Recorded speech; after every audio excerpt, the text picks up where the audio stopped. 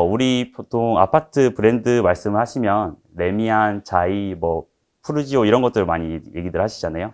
근데 그 강남에서 진짜 비싼 아파트들은 대부분 거의 다 아크로라는 브랜드를 가지고 있더라고요. 그래서 아크로 리버파크 여러분들 많이 들어보셨던, 그리고 올해 대통령이 탄생했던 아크로 비스타 뭐 이런 것들, 그런 것들 살펴보시면 지금 강남권에서는 아크로 브랜드라는 것이 상당한 비중을 차지하고 있습니다. 그래서 이게 강북권에서 최초로 유치가 된다는 거는 되게 의미 있는 일이지 않을까 라는 생각이 들고 있습니다.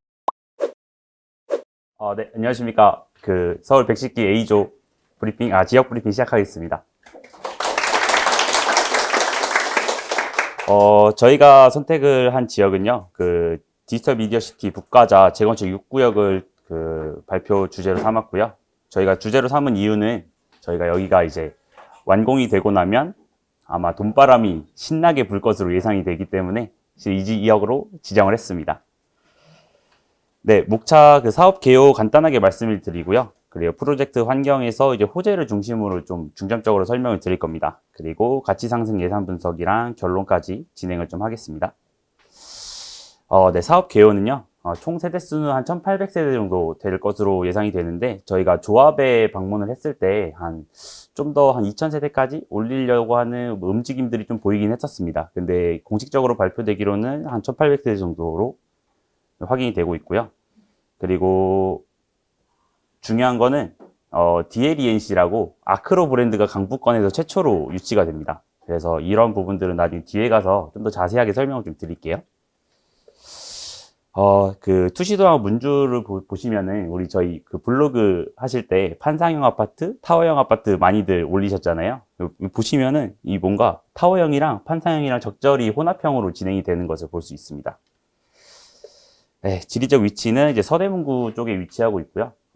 종로구와 중구가 그 직장들이 많이 있잖아요. 그래서 그런 부분에 접근성도 용이할 거고, 위에는 은평구, 밑에는 마포구 이런 식으로 되어 있습니다. 그래서 네, 그렇게 되어 있습니다. 네. 서대문구에서의 위치는 북서쪽에 위치하고 있고요. 정확하게는 북가자동에 위치하고 있습니다. 네, 사업개요 추진 단계는 현재 지금 사업 시행 인가 진행 중인데요. 원래는 사업 시행 인가가 다 완료가 되고 나서 시공사가 선정이 되는데, 이 부분 같은 경우에는 그 한국토지신탁으로 신탁 대행 방식으로 진행하기 때문에 시공사가 먼저 DLENC고 DLENC가 선정이 된 것입니다. 그래서 27년에서 28년 사이에 준공을 목표로 하고 있다고 그 조합에서 이야기를 들었습니다. 네, 프로젝트 환경을 좀 먼저 또 설명을 드리면, 입지 환경은 이제 서대문구 북서쪽에서 최고의 입지가 되지 않을까라는 생각이 듭니다. 그래서 여러분들 많이 좋아하시는 배산임수를 갖추고 있는 지역이라고 볼 수 있고요. 그리고 초등학교, 그 불광천 뷰를 좀 설명을 드리면, 조합 쪽에서 그 단지 내 상가 있잖아요. 그 단지 내 상가를 불광천 뷰로 만든다는 소식을 들었습니다. 그래서 밑에 초등학교를 품은 아파트랑 좀 연계되는 이야기인데, 아이들을 학교를 보내놓고 학부모들끼리 모여서 불광천이 보이는 카페와 음식점에 앉아서 같이 이야기할 수 있는 그런 삶을 살 수 있는 곳이지 않을까라는 생각이 듭니다. 초등학생을 좀 두신 부모님들 같은 경우에는 그 초등학교가 단지 내에 있는 거를 좀 많이 선호들 하시잖아요. 그래서 요즘에는 신조어로 초품화, 신조어가 아닌가요? 네, 좀 많이 된 단어이긴 한데, 초품화라는 단어가 딱 어울리는 단지라고 생각을 합니다. 그래서 한간에는 목동권에서도 이사 온다고 하더라고요. 네. 그리고 교통 환경은 이거는 뭐 말할 게 없을 것 같습니다. 실은 경의중앙선, 공항철도 6호선, 지금 이 세 개가 지금 DMC역으로 지나가고 있는데, 앞으로 나중에 또 설명을 드리겠지만 2개 노선이 또 추가가 될 예정입니다. 그래서 총 나중에는 5개의 노선이 지나게 되지 않을까라는 생각을 하고 그렇게 예정이 되어 있고요. 개발 환경은 이제 주변에 이제 가지열 뉴타운이 거의 다 완성이 됐습니다. 그래서 가지열 뉴타운이 주변에 있고, 그다음에 수색 증산 뉴타운은 개발 중이고요. 그리고 이제 호재로 자세하게 설명드릴 롯데 복합 쇼핑몰이 이제 개발 예정이 있습니다. 네, 그래서 이제 호재 쪽으로 좀 넘어가 볼게요. 네, 프로젝트 호재. 그 DMC 복합 쇼핑몰이 유치가 된다고 이제 저희가 호재로 가져갔는데요. 실은 이 호재는 되게 해묵은 호재이긴 합니다. 옛날에 2013년도부터 DMC 복합 쇼핑몰이 유치된다고 얘기가 들렸는데 지금 2022년인데도 아직도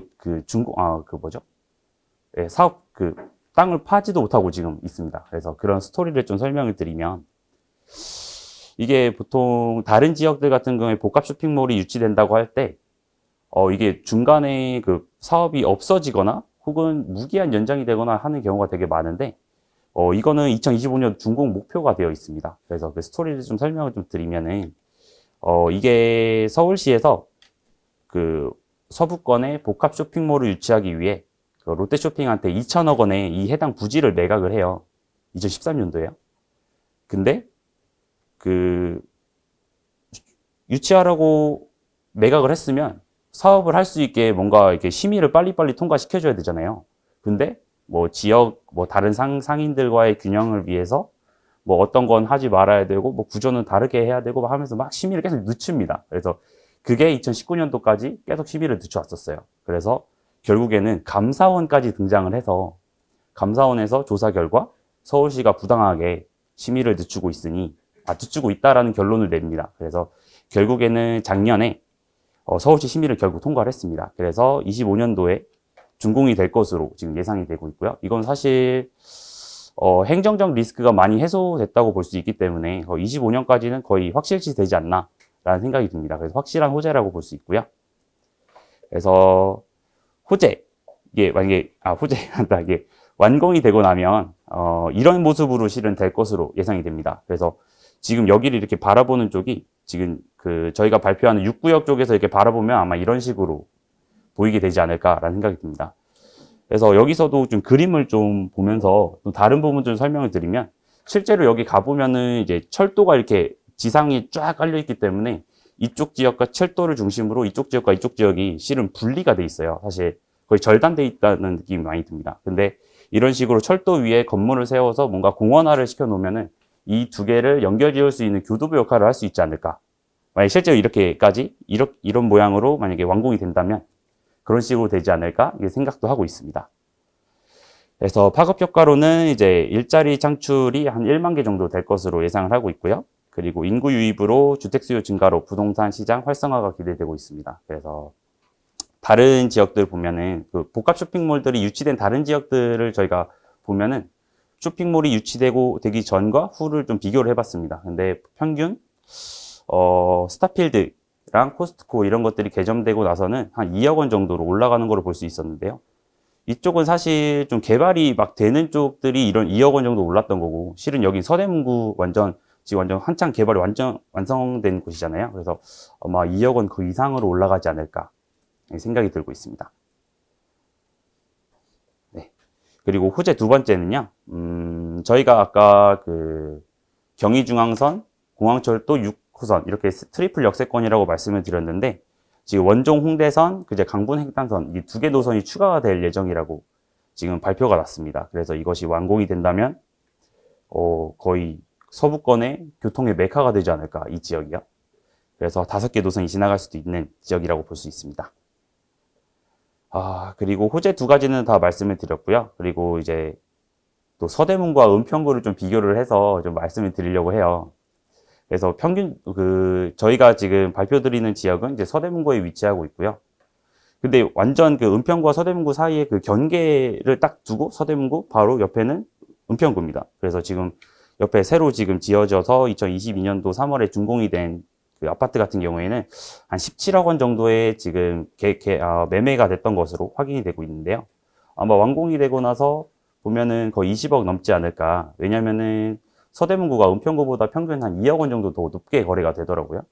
비슷한 위치에 은평구 서대문구라는 이름만 달라졌을 뿐인데 2억 원 정도 더 높게 거래가 되더라고요. 그래서 서대문구에는 한 20억 넘게 거래되지 않을까, 완공이 되면.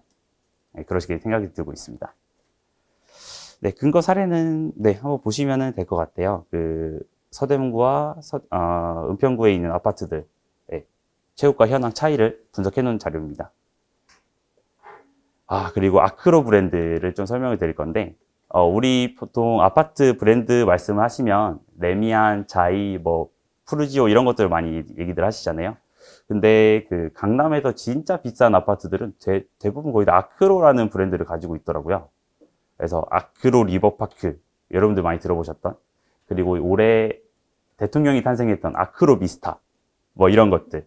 그런 것들 살펴보시면 지금 강남권에서는 아크로 브랜드라는 것이 상당한 비중을 차지하고 있습니다. 그래서 이게 강북권에서 최초로 유치가 된다는 거는 되게 의미 있는